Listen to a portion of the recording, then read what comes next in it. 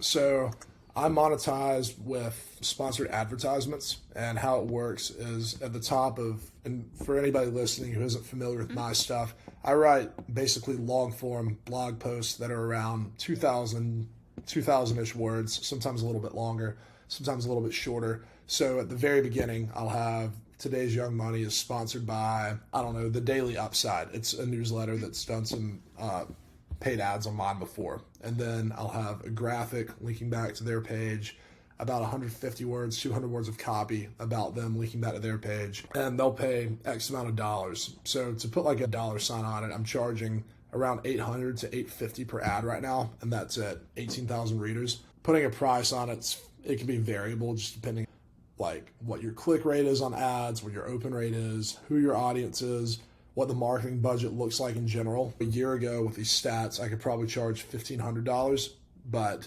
there's been a little bit of a slowdown in ad money now compared to this time a year ago, but it's starting to pick back up from 2 months ago. It's just whenever like money gets tighter, budgets get tighter and vice versa.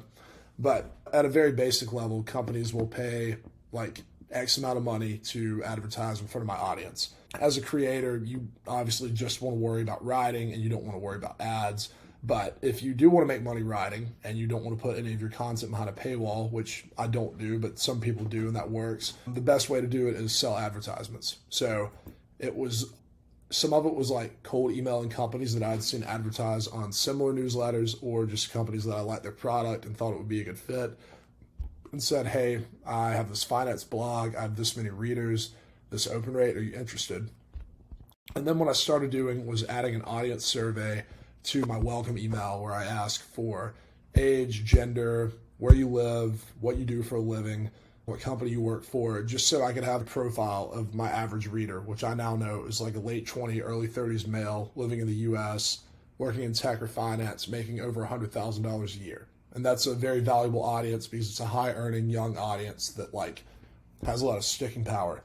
I would say if you're gonna do advertisements, everything's variable. But for me, I think 10,000 readers is a good point to start, if assuming you have a decent open rate and everything, just because that's when you have a big enough audience that like if 2 or 3% of the readers click on an ad, that can make a tangible difference for a company.